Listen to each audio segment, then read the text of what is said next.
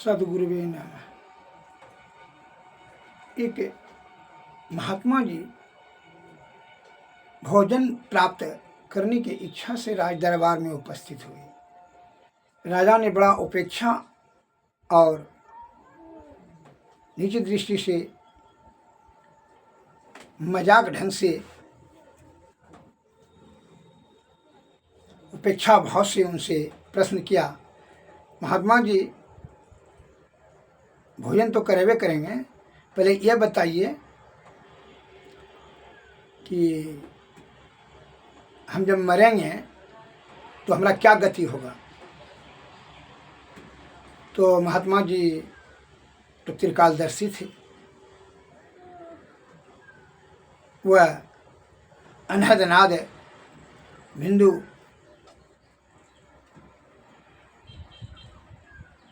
पर पहुंच चुके थे।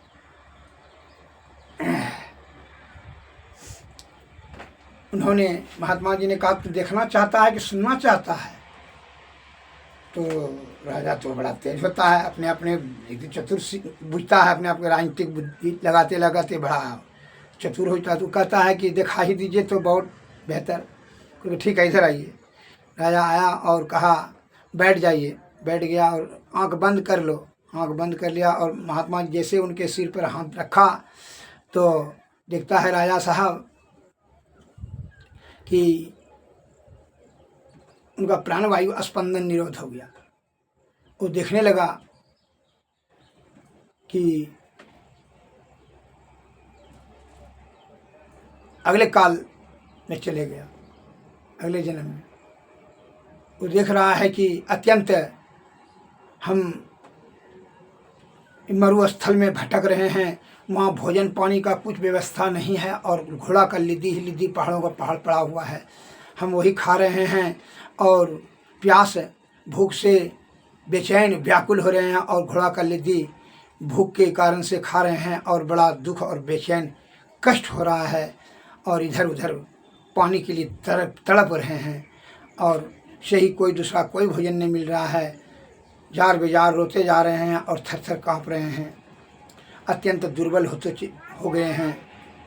तो इस प्रकार से भीषण दुख और रेगिस्तान में भूख प्यास से भटकते हुए देखने के बाद घोड़ा का लिद्दी खाते हुए जब देखा तो डर से भय से आँख खोल दिया और महात्मा जी के चरणों में गिर करके कहा, महात्मन हम तो वहाँ बड़ा देखें, बड़ा दुख है, भीषण दुख, भूख प्यास से हम जो है बेचैन और व्याकुल मरुस्थल में भटक रहे हैं। घोड़ा का लिद्दी खा रहे हैं और दूसरा कुछ नहीं, पहाड़ों का पहाड़ घोड़ा का लिद्दी ही खाने के लिए दूसरा कुछ नहीं है। कहा महात्मा जी ने, इसलिए कि तू घोड़ा का लिद्दी ही बांटते फिरता है, किसी भूखे प्यासे को घोड़ा का लिद्दी खिलाता हो तो ही सुख समेत मिलेगा जी। कौन नहीं सुख दुख कर दाता, निज कृत कर्म भोगहु ताता। हे राजन, तुम अपने चतुर बुद्धि से विषय भोग में बड़ा चतुराई जान गए हो, लेकिन नैसर्गिक जो है यह भोगी विषय भोगी का क्लास में तू पारंगत है, लेकिन इसके ऊपर जो है विषय के ऊपर आत्मज्ञान तुम्हारे पास शून्य है। इसको प्राप्त करने के लिए आत्मशुद्धि की आवश्यकता है। तो नहीं समझे राजन, क्योंकि नहीं समझे। तुमने घोड़ा का लिद्दी महात्मा जी को दिया था कि जी वो क्रोध में थे, हम जा रहे थे कहीं युद्ध पर जा रहे थे शिकार खेलने के लिए, उसी समय आ गया था कल को, इसीलिए तुम दे दिया क्रोध में ना। क्रोध से या प्यार से आखिर के छुओगे तो वो जलाना नहीं छोड़ेगा। इसलिए क्रोध से, लोभ से, अहंकार से, ईर्षा से, काम वासना से, तृष्णा से, किसी भी कारण से अगर यदि तू कुकर्म करेगा तो उसके फल आपको भोगना ही पड़ेगा। कहा राजन, प्रभु, राजा ने कहा प्रभु महात्मन कृपा कर करके अब इसका निवारण का उपाय बताने का कृपा करें। तो बड़ी आरजू विनती किया महात्मा जी से, तो द्रवित हो गए। कहा दया का सागर होते हैं ज्ञानी ध्यानी, यथाशीघ्र ही क्षमाशील होते हैं। क्षमा करते हो। कहा ठीक है, इसका निदान हम तुमको बता देते हैं। कहा बताइए प्रभु। बड़ी उनको जो है महात्मा जी के प्रति श्रद्धा और आस्था हुआ और विनम्रता हुआ, समझ लिए कि ये त्रिकालदर्शी हैं, ये हमारे भूत भविष्य वर्तमान तीनों समझ लिए, जान लिए हैं, ये पहुँचे हुए महात्मा हैं। उन्होंने जान लिए ये साधारण साधु नहीं है, साधु नहीं है, ये पहुँचे हुए महात्मा है। तब महात्मा जी ने दया के भाव रखते हुए कहा कि राजपुरोहित की जो जवान पुत्री है उसको तू बिना उससे पूछे सिपाही के माध्यम से उठवा करके राजमहल में ला करके उसको उसी के साथ एक कक्ष में सोना शुरू कर दो। राजा साहब ने सिपाही भेज कर करके एक दर्जन राजपुरोहित की जवान बेटी जो सुंदरी थी उसको ज़बरदस्ती उठवा लाया और राजा अपने कक्ष में ही उसको सुलाने लगा। इस प्रकार से करने से पूरे राज्य में यथाशीघ्र अफवाह फैल गया और निंदा करना शुरू कर दिया प्रजागण। जब प्रजागण निंदा करते गए तो इनका जो है वह पाप बढ़ते गया। इसलिए संत महात्मा लोग कहते हैं, कबीरदास जी ने कहते हैं कि निंदक नियरे राखी आंगन कुटी छवाए, अब बिन साबुन पानी बिना निर्मल नित सहाय। जो पाप जो है निंदा के कारण से बढ़ता है, अतः पाप से निंदा से बचना चाहिए, किसी का आलोचना निंदा नहीं करना चाहिए। इससे आपका समय नष्ट होगा और उसका पाप का भागीदार बनेंगे। तो एवं प्रकार से 1 महीना तक हुआ इसका निंदा खूब। जो है महात्मा जी 1 महीना के बाद आए राजमहल। राजा साहब बड़ा भव्य स्वागत और बड़ी आदर सम्मान बड़ी विनम्र भाव से उनका किए और उनका चरण स्पर्श करके कहा, राजन सिंहासन बैठाते हुए, प्रभु अब बताइए, दिखाइए तो अब क्या परिणाम है। तो ठीक है। महात्मा जी ने उनके सिर पर हाथ रखा, राजा के सिर पर देखा कि जो है 4-5 किलो तक ही जो है लिद्दी अब बचा है और जो है हर जगह सब खत्म हो गया है। तो पानी और वन का अब झलक दिखने लगा। 5 किलो लिद्दी तहीं था। कहा आँख खोल करके, महाराज महात्मन प्रभु अभी 5 किलो तहीं लगभग है घोड़ा का लिद्दी, अब तो वन और पानी पोखर सब दिखाई पड़ने लगा। कहाँ अब साधन होने लगा, इसलिए तुम्हारा पाप वो बढ़ गया निंदा के कारण से। अब जो है वो तुम्हारे राज्य में एक जो है धोबी है, वह ईश्वर प्रेमी धर्मपरायण है, धर्मज्ञानी है। वह पाप ताप संताप से ऊपर उठ गया है। वह सुषमना में ध्यान करते हैं। सतत ध्यान करने से उनका विषय वासना क्षीण होकर करके वह तीनों पर्दों के पार पहुँच गए हैं। अंधकार प्रकाश और शब्द मंडल के पार में अनहद में सार शब्द में स्थित है। अतः वह निंदा प्रशंसा से ऊपर उठ गया है, उसी का हिस्सा बच गया है, वह तुमको खाना ही होगा। तो राजा साहब ने कहा, गुरुदेव हम अपना राजनीतिक बुद्धि लगाते हैं, जो वह भी निंदा करने के लिए विवश हो जाएगा। कोई ऐसा तो नहीं होगा, लेकिन जब तुम कहते हो तो देख ही लो। कह राज हट, स्त्री हट, अब बाल हट, बड़ा कठिन होता है उसको तुमको समझाए, कैसे राजा है तू, इसलिए ठीक है तो करके देख लो। जो है बुद्धि लगाओ, राजनीतिक बुद्धि। एवं प्रकार से राजा साहब अपना बुद्धि लगाया कि इसने सिपाही जी को एक ठो बुला करके कहा कि तुम जाओ धोबी के यहाँ और उसको एक पोटली कपड़ा लेते जाना और बोलना कि हमारा निंदा करना। तब वह निंदा करना शुरू कर देगा, तब जो है हमारा घोड़ा का लिद्दी बढ़ जाएगा, ख़त्म हो जाएगा। कहा जैसा आज्ञा पा करके राजा साहब का सिपाही एक पट्टी कपड़ा लेकर के धोबी के यहाँ पहुँचा। जो तब उन्होंने कहा, देखिए ना, रामू बैठा जी, रामू बैठा भैया। हाँ, अरे देखिए ना, एक कपड़ा साफ़ कराने के लिए आए थे। क्योंकि हाँ हाँ ठीक है सिपाही जी, कपड़ा साफ़ कर देंगे, रखिए।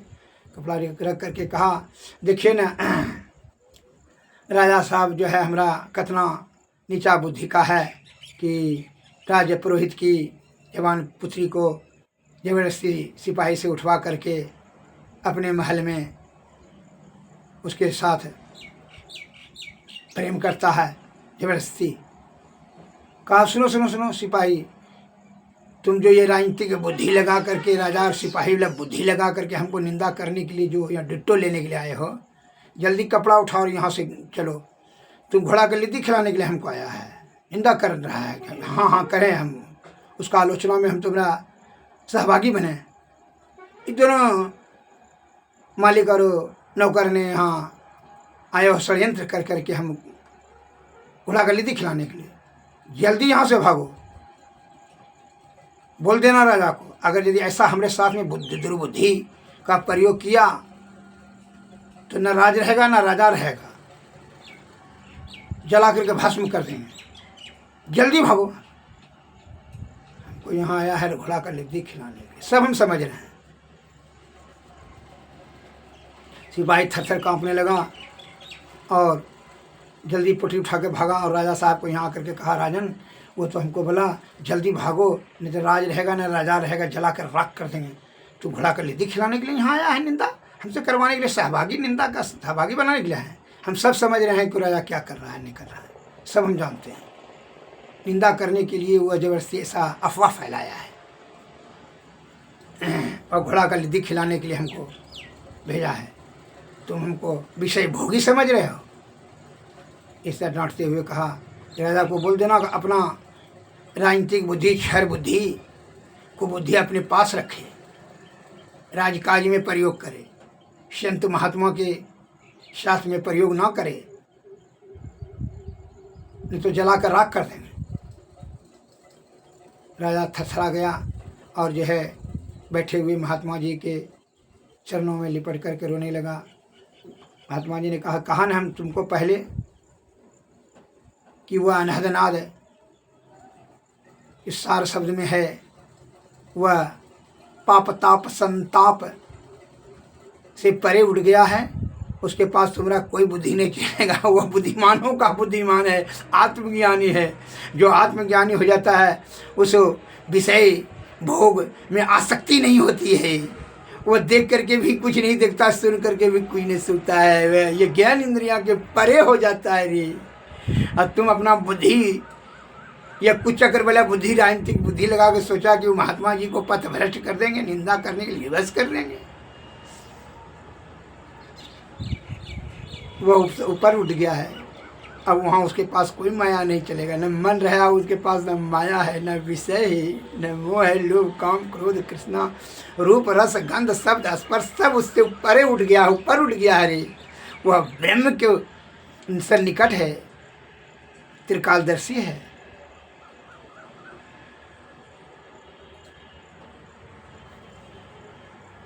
इस प्रकार से राजा साहब सुनकर उनका पसीना चल गया। आत्मा में कहा, अब तुम विवश होकर के उस उपयोग तुमको घोड़ा का लिद्दी उतना तो खाना ही होगा, का निवारण का दूसरा कोई उपाय नहीं है। वह महात्मा जी जो है उनको दीक्षा दिए, का सत्संग भजन करते रहो, इससे तुम्हारा और कोई पाप ताप नहीं होगा और जन्म जन्मांतर में तुमको बीज मिल जाएगा, जो कि चक्कर में, जन्म आवागमन के चक्कर में नहीं फंसेगा। कहे आवागमन दुख सम है नहीं कोई दूजा, इसके निवारण के लिए प्रभु भक्ति करनी चाहिए। बारी मथई बरु होत घृतो, असिकता ते बरु तेल, अबिनु हरि भजन न भवतरी हैं, यह सिद्धांत अपे। संत महात्मा बोले बारी पानी के मथने से घी नहीं होता लेकिन हो सकता है, बालू को पेरने से तेल नहीं होता लेकिन हो सकता है, लेकिन बिनु हरि भजना न भवतरी हैं, बिना हरि का भजन से ये भव को नहीं पार कर सकोगे, आवागमन से नहीं मुक्त हो सकोगे। इसलिए यह साधु की संगति, अध्यात्म का ज्ञान और सतोगुण में सदाचार का पालन, सदगुरु के शरण में जाओ, सत्संग भजन करो, तभी यह भवसागर, ये जीव आत्मा परम आत्मा की प्राप्ति कर करके यह आवागमन के चक्कर से मुक्त हो जाएंगे। का आवागमन दुसह दुख हुई। श्री सदगुरु महाराज की है। अब भजन में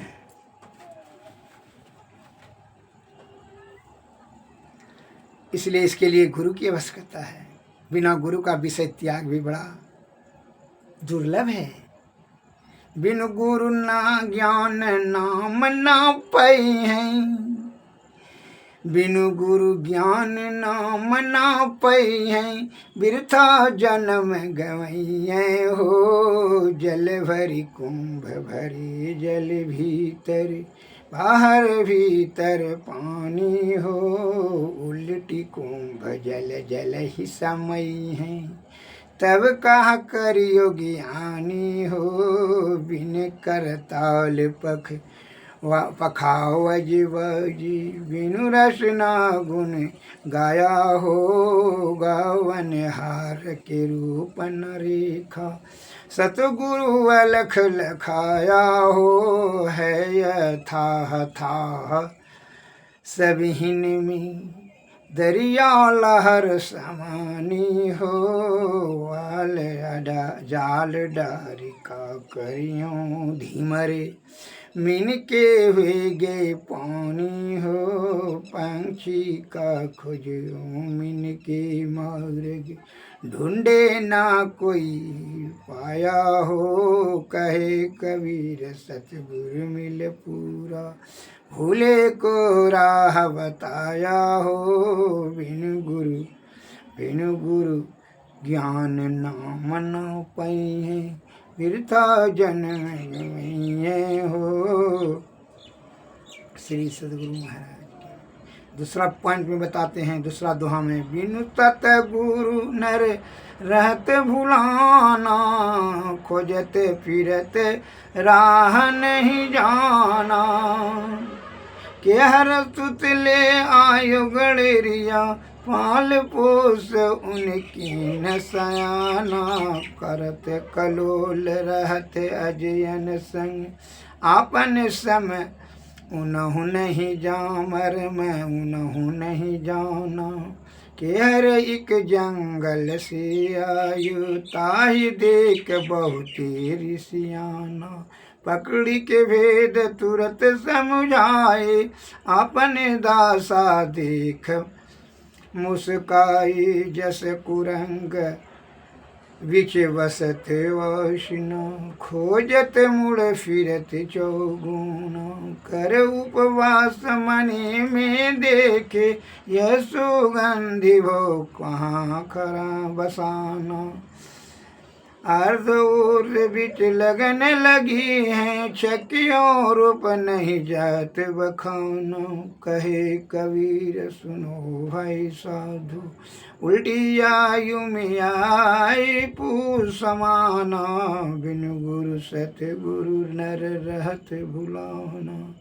खोजत पिजत फिरत राह नहीं जाना। इसका अर्थ यह है बिना गुरु का जो नर है भुलाया हुआ है कौन विषय भोग में, खोजत फिरते रहते हैं। जैसे केहर सुतले आयु गड़ेरिया, एक जो है सिंह का केहर बना होता है, सिंह का बच्चा गड़ेरिया ने लेकर के आ गया अपने भेड़ बकरियों के साथ में, और वह सियाना हो गया तो वह बकरी के समान जो है, भेड़े बकरी के समान वह व्यवहार करने लगा। वह अपने मर्म को करत कलोल रहत अजयन संग, अजयन मन होता है बकरियों भेड़ बकरियों के साथ में रहते थे, उसी की तरह वह व्यवहार करने लगा। आपन मर्म उन्हीं नहीं जाना, वो अपने मर्म को नहीं पहचान सका। कि हर एक जंगल से आयो, कहर मना जो सिंह एक दिन एक जंगल से आए, ताही देख बहुते ऋषि आए, उसका देख करके ऋषि आया और पकड़ी के भेद सूरत समझाया और उसके जो है तुरंत उसको समझाया कि तुम सिंह हो, ये बकरी के साथ में कह रहते हो। अपना दशा देख मुस्काया और जैसे कुरंग बीच बसत वासना। जैसे उदाहरण देते हैं संत कबीर साहब, जैसे कुरंग बीच, जैसे विषय भोग मल मूत्र कब पसीना ढोने वाला शरीर से जो है काम क्रोध मद मोह लोभ ईर्षा राग द्वेष के बीच में रह कर करके जो है सुख खोजता है। मुड़ फिरत चौगुना सुख खोज रहा है मूर्ख कहीं का। कर ओ वास मने में देखे मन से और अहंकार से सुख खोज रहा है। यह सुगंधी मुग्धि धो कहाँ बसाना। यह विषय वासना में ब्रह्म सुख खोजने में नाना प्रकार का दुख और जीवात्मा को दुर्गति कराता रहता है। जीवात्मा परमात्मा का अंश है, अतः उसकी जो है वही सदगुरु की कृपा से ही यह विषय वासना से जो कुछ संगति से छूटेगा। क्षत्रिय रूप नहीं जान बखाना। तब कबीरदास जी कहते हैं उल्टे आप जो आई पूजा उनके कृपा से, सदगुरु के कृपा से ही आप उनकी जो है कुछ संगति विषय की कुछ संगति से छूट करके ब्रह्म की प्राप्ति दशम द्वार से होगी। सुषमना में ध्यान करके कि जीवात्मा को परमात्मा की प्राप्ति तीनों पर्दों के पार ले जा सकते हैं, अंधकार प्रकाश और शब्द मंडल के परे। ये सदगुरु की कृपा से ही आप ब्रह्म की प्राप्ति कर सकते हैं। अतः जब तक उनकी कृपा नहीं, बिनु गुरु नर भव तरई न कोई, जो हरि बिरंच संग कर श्यामा हो। ब्रह्म महाजी और विष्णु महेश के समान है। बिना सदगुरु की कृपा से विषय त्याग अत्यंत दुर्लभ है। मुक्ति जीव आत्मा से आवागमन की मुक्ति भी जो है अत्यंत महादुर्लभ है। इसलिए सदगुरु की कृपा से ही आप जुक्ति जानेंगे, जुक्ति से भक्ति, भक्ति से मुक्ति। श्री सदगुरु आरती तन मंदिर में कीजिए, दृष्टि जुगल कर सन मुख दीजिए। चमकई बिंदु सूक्ष्म यति उज्जल, ब्रह्म ज्योति अनुपम लख लीजिए। जगमग जगमग रूप ब्रह्मांड, रखिनी रखि ज्योति तज दीजिए। शब्द सूरत अभ्यास सरल तर, हरि सार सवद गही। ऐसी जुगति कया गढ़ त्यागी, भव ब्रह्म भेद सकल मल छीजी। भव खंडन आरती निर्मल, में अमृत रस पीजिए। आरती संग तन मंदिर में कीजिए, दृष्टि जुगल कर सन मुख दीजिए। श्री सदगुरु महाराज की जय। श्री सदगुरु।